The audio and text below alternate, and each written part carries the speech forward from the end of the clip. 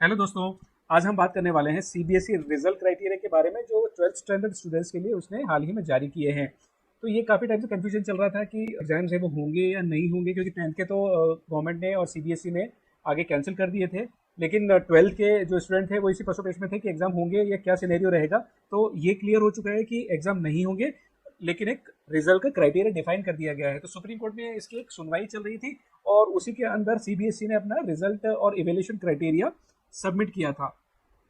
तो ऑल्दो ये न्यूज़ काफ़ी आ भी चुकी है, लेकिन मुझे कई लोगों का सजेशन आया है, कई लोगों का मुझे रिक्वेस्ट भी आया है कई सब्सक्राइबर का कि इस पे थोड़ा सा और क्लैरिटी दें कि ये क्राइटेरिया क्या है और कैलकुलेशन कैसे होगा, और अगर कोई सेटिस्फाई नहीं है इस क्राइटेरिया से तो फिर आगे क्या सिनेरियो है। तो हम यहाँ पे इस वीडियो में दोस्तों ये जानेंगे कि क्या एवेल्यूशन क्राइटेरिया है, क्या उसका कैलकुलेशन रहेगा, रिजल्ट कब आना है, और अगर आप रिजल्ट से सेटिस्फाइड नहीं हैं तो फिर आपके पास में क्या स्टेप्स है आगे लेने के लिए। दोस्तों, मैं हूं आपका दोस्त जय पंचोली और आप हैं मेरे चैनल मनी इकोनॉमी पे। तो बने रहिए मेरे साथ इस चैनल पे पूरी जानकारी के लिए। तो अगर मैं आपको रिजल्ट फॉर्मूला या एवेल्यूशन क्राइटेरिया की बात करूं, तो जो आपका क्राइटेरिया वो इस तरह से है कि जो 10th 11th and 12th standard जो है उसके मार्क्स को लेके एक वेटेज दिया जाएगा। वो है 30% for 10th marks, 30% for 11th standard marks and 40% for 12th standard marks. तो 12th स्टैंडर्ड के लिए ये क्राइटेरिया और ये जो वेटेज है ये ज्यादा रखा गया है। तो दोस्तों, इस डिस्ट्रीब्यूशन को इवनली रखने के लिए सीबीएसई ने लास्ट 3 साल के जो रिजल्ट्स हैं आपके वो कंसिडर किए हैं यहाँ पे। तो अगर सिर्फ ये 12th के बेसिस पे होता तो भी ये थोड़ा सा अनइवन हो जाता, या ये सिर्फ 12th और 11th के बेसिस पे होता सिनेरियो तो भी वो सिनेरियो थोड़ी प्रॉपर नहीं होती, क्योंकि जनरली ऐसा देखा गया है कि स्टूडेंट ये चीज़ बोलते हैं कि हमने 10th में बहुत मेहनत करी थी, बहुत पढ़ाई करी थी, और 12th में बहुत करी थी, और 11th में हम लोग थोड़ा सा रिलैक्स हो गए थे बिकॉज बोर्ड के एग्जाम देके हम नेक्स्ट क्लास में आए थे। तो इसीलिए सीबीएसई ने तीनों ही साल को कंसिडर किया है और मैक्सिमम वेटेज आपका 12th स्टैंडर्ड के लिए रखा है। ये जो मार्क्स होंगे, ये वैल्यूएशन जो क्राइटेरिया है, इसके सारे मार्क्स जो है सीबीएसई को भेजे जाएंगे, सारे स्कूल के जो स्टूडेंट्स हैं उनके मार्क्स क्लियर करके। तो जो क्राइटेरिया है वो किस तरह से होगा कि 40% जो मार्क्स है आपके 12th में, जो यूनिट टेस्ट है, आपका जो मिड टर्म है और जो आपका प्री बोर्ड है, इन तीनों के एग्जाम को जो भी मार्क्स आए हैं इनको आप टोटल करके उसका 40% वेटेज दिया जाएगा। सिमिलरली फॉर 11th स्टैंडर्ड जो भी आपका फाइनल एग्जाम का जो रिजल्ट है, जो थ्योरी पेपर्स है, यहाँ प्रैक्टिकल पेपर को कंसिडर नहीं करेंगे, जो थ्योरी पेपर्स है उसके ऊपर जो फाइनल एग्जाम का रिजल्ट आया उसके ऊपर 30% का वेटेज है। और जो 10th स्टैंडर्ड है उसमें भी सिमिलर सिनेरियो है, जो फाइनल एग्जाम का रिजल्ट है उस पर 30% वेटेज दिया जाएगा। हालांकि यहाँ पे जो टॉप 3 पेपर्स हैं जिसमें आपके टॉप 3 मार्क्स आए हैं उनको वेटेज के लिए लिया जाएगा।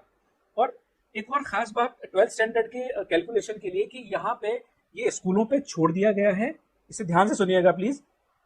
ये स्कूलों के ऊपर छोड़ दिया गया है कि वो आपके मिड टर्म, यूनिट टेस्ट या प्री बोर्ड, तीनों में से किसी एक को भी आधार बना सकते हैं इस 40% वेटेज के लिए, या तीनों का टोटल भी ले सकते हैं 40% वेटेज के लिए।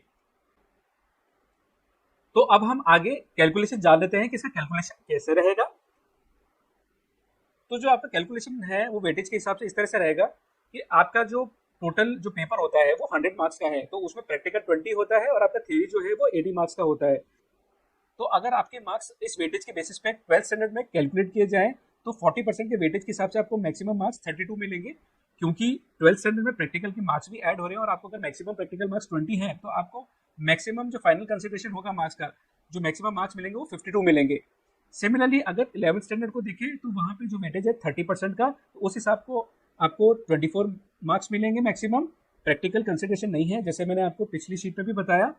तो यहाँ पे आपको मैक्सिमम जो मार्क्स मिलेंगे वो 24 ही मिलेंगे, और 10th में भी आपको 30% वेटेज के हिसाब से 24 मार्क्स मिलेंगे, प्रैक्टिकल मार्क्स कंसिडर नहीं है। तो यहाँ पे आपको जो फाइनल कंसिडरेशन होगा वो 24 मार्क्स का ही होगा। तो इस हिसाब से अगर आपके ये एक सब्जेक्ट के मार्क्स मैंने बताया, तो सिमिलरली आपके बाकी जो सब्जेक्ट के मार्क्स है उस हिसाब से आपके मार्क्स को टोटल करके उसका वेटेज निकाले जाएंगे। तो सिमिलरली इसी फॉर्मेट में आएगा और इस हिसाब से आपका टोटल रिजल्ट निकाल लिया जाएगा। तो ये जान लेते हैं कि रिजल्ट डेट क्या है। तो सीबीएसई ने जो टारगेट रिजल्ट डेट रखी है वो जुलाई 31 रखी है। तो 31 जुलाई तक सीबीएसई टारगेट करिए कि आपको फाइनल रिजल्ट्स डिक्लेयर कर दें। आप लोगों में से कई लोगों ने मुझे ये क्वेरी भी करी है कि मतलब कैसे वो श्योर हो कि ये जो रिजल्ट डिक्लेयर होगा और जो स्कूल जो रिजल्ट भेजेंगे आगे सीबीएसई को वो करेक्ट होगा, उसकी कैलकुलेशन प्रॉपर होगी, मतलब कुछ उसके अंदर कोई गड़बड़ तो नहीं होगी। तो उसके लिए मैं आपको बता दूं कि सीबीएसई ने ये भी लोगों को आश्वस्त किया है कि एक रिजल्ट कमेटी फॉर्म की जाएगी। तो जो भी रिजल्ट स्कूलों से सीबीएसई के पास जो पहुंचेंगे, उसको जो रिजल्ट मिला है स्टूडेंट को, उसको इवेल्युएशन क्राइटेरिया के अगेंस्ट में चेक किया जाएगा और ये देखा जाएगा कि जो कैलकुलेशन ऑफ मार्क्स है, जो परसेंटेज दिए हैं, पासिंग मार्क्स जो दिए हैं, वो एज पर इवेल्युएशन क्राइटेरिया ही है। सिमिलरली सीबीएसई ने एक मॉडरेशन कमेटी भी फॉर्म करी है जो ये देखेगी कि कैलकुलेशन में और इवेल्युएशन क्राइटेरिया में पूरी ट्रांसपेरेंसी बरती गई और पूरी process end to end transparent रहे। अगर आप 31 जुलाई के रिजल्ट के बाद भी सेटिस्फाइड नहीं होते हैं तो सीबीएसई अभी भी आपको मौका दे रहे हैं कि आप एग्जाम में अपियर हो। तो जो भी स्टूडेंट उस रिजल्ट से सेटिस्फाइड नहीं होगा वो अपने रेस्पेक्टिव स्कूल में एक रिटर्न एप्लीकेशन दे सकते हैं कि वो चाहते हैं कि उनका एग्जाम कंडक्ट हो, और बेसिस जितने भी रिकमेंडेशंस हैं सीबीएसई एग्जाम डेट निकालेगी और उस बेसिस पे एक एग्जाम कंडक्ट होगा और वो फिर जो रिजल्ट निकलेगा वो फाइनल होगा। तो आशा करता हूँ दोस्तों ये पूरा कैलकुलेशन और ये पूरा जो सीबीएसई का डिसीजन है और जो सुप्रीम कोर्ट में से सबमिट किया है आपको समझ में आया होगा। और ज़रा भी पसंद आया तो आप अपने इसको फ्रेंड्स और अपने फैमिली मेंबर्स को ज़रूर शेयर करिए, सो दैट वो भी इसमें जो क्लैरिटी चाहते थे या उनको कुछ कंफ्यूजन है तो वो क्लियरिफाई कर सकें। अगर आप मेरे चैनल पर नए हैं तो इसे सब्सक्राइब करके बेल आइकन जरूर दबा दीजिए, जिससे आपको इसी तरह के इन्फॉर्मेटिव और एजुकेटिव वीडियोस की जानकारी सबसे पहले मिले। अगर अभी भी कोई कंफ्यूजन है या कोई क्लैरिफिकेशन चाहिए तो आप मुझे कमेंट कर सकते हैं। तो दोस्तों मिलते हैं ऐसे किसी एजुकेटिव वीडियो के साथ में, तब तक हैप्पी रहिए, हेल्दी रहिए।